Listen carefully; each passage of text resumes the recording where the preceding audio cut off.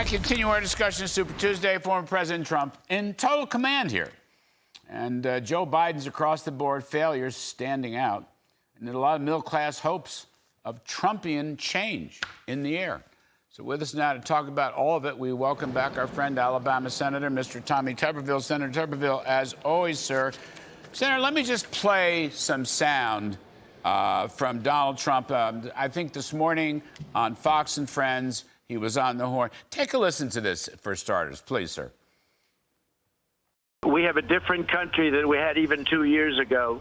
This whole migrant invasion of our country, destruction of our country. You look at what's happened to New York and Chicago. You look at what's happened to Los Angeles. We have a much different country in many ways, but also from a voting standpoint. People that were modestly happy 3 years ago are devastated right now. Frankly, I think the Democrats have themselves a big problem.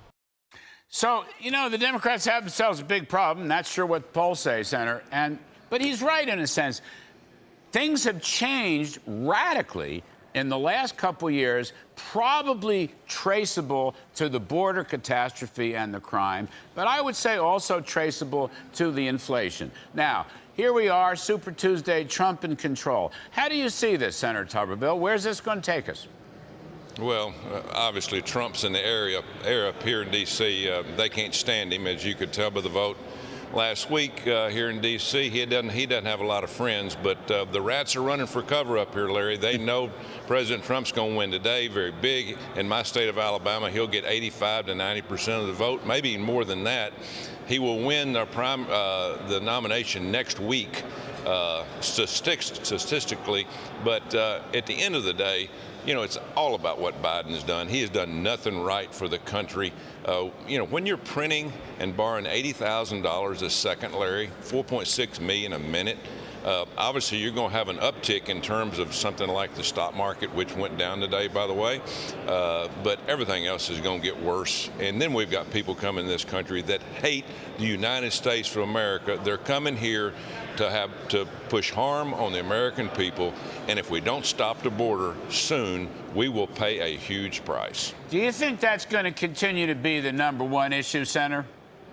100%. The border is causing all kind of problems, Larry. It's causing problems with our economy, with our health care, with our education, everything the border touches. And again, we can't afford it. And as President Trump says, when he gets in office, they're going home. And if we don't do that, we will continue to go in debt even more and more because we can't afford it. The people that work in this country that are paying the taxes can't afford to take care of all these people that are coming in. Number one, they can't speak the language. They don't want to work, a lot of them. They just want an easy ride, and the Democrats want to give it to them.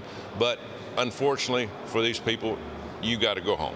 I mean, I don't know what President Biden's going to say about this at the State of the Union Thursday night. But, Senator Tuberville, you know, it seems to me his so-called compromise plan and everything else is to enable a continuation of open borders and the invasion of the interior of this country, including the blue states and the sanctuary cities.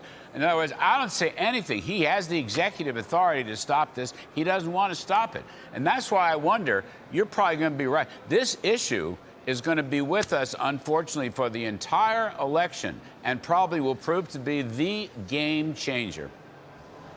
No, there's no doubt about it, Larry. People are sick of it, even Democrats, and they're not even trying to do anything at the border, not trying to help people in Texas or Arizona or California. And as you just said, the sanctuary cities have even made it worse, and now they don't even want them anymore. So they've created a scenario where a lot of Democrats are going to say enough's enough, we got to change our policies.